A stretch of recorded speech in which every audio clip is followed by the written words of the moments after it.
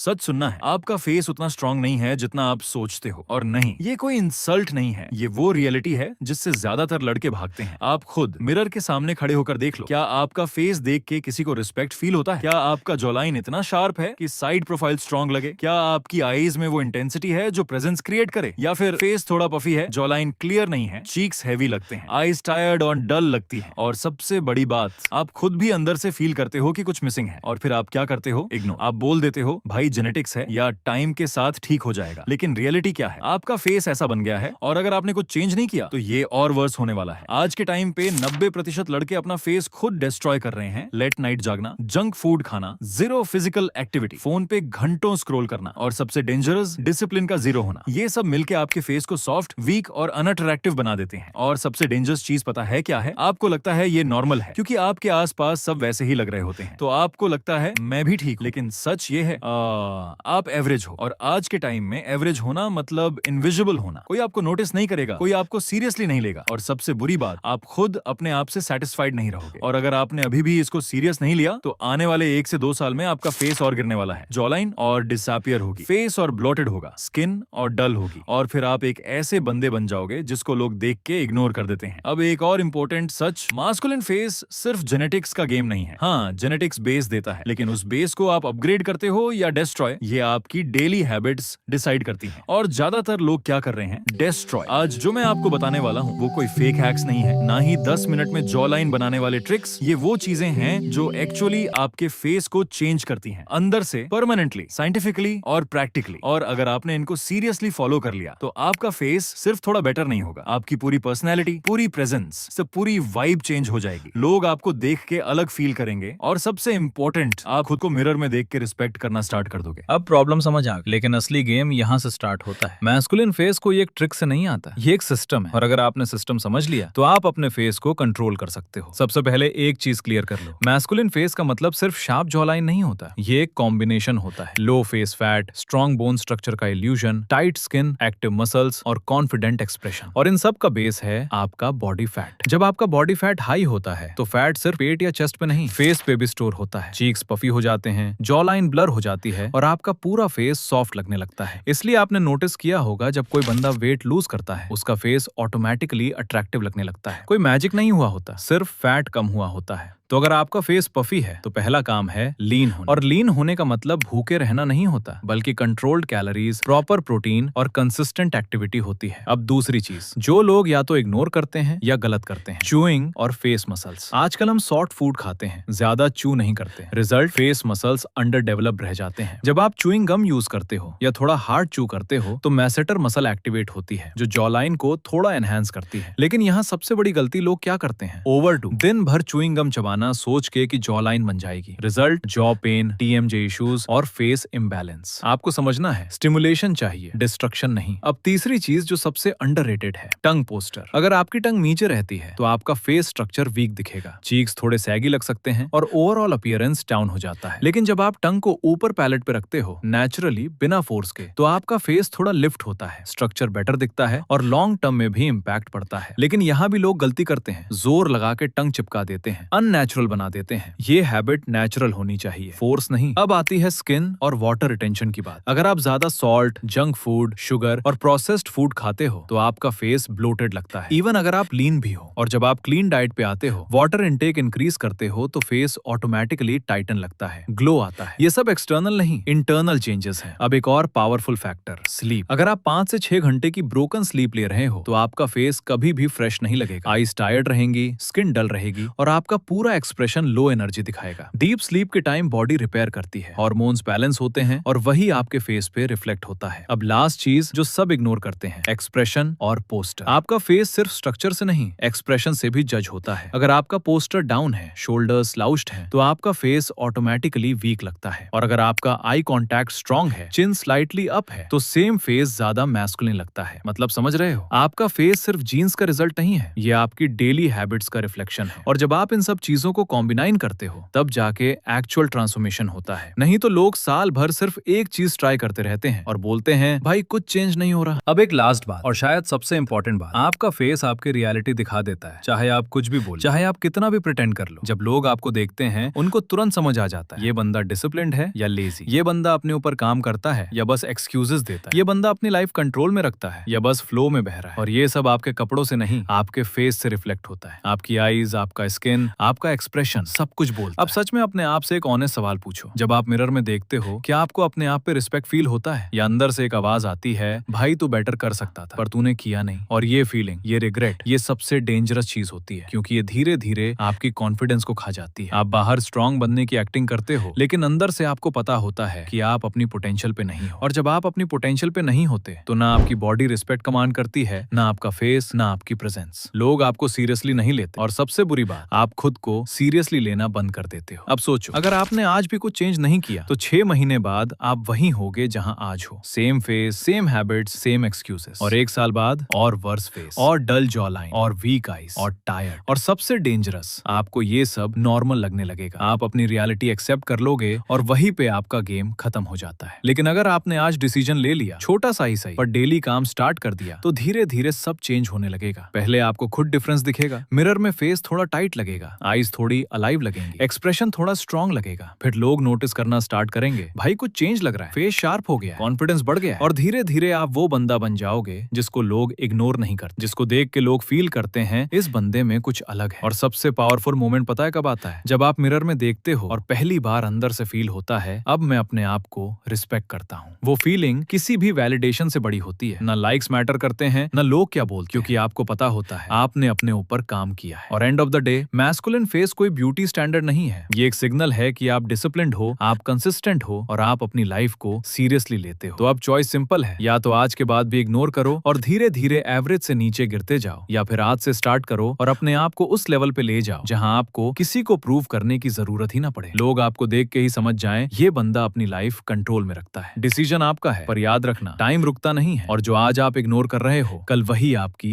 Identity बन जाएगा।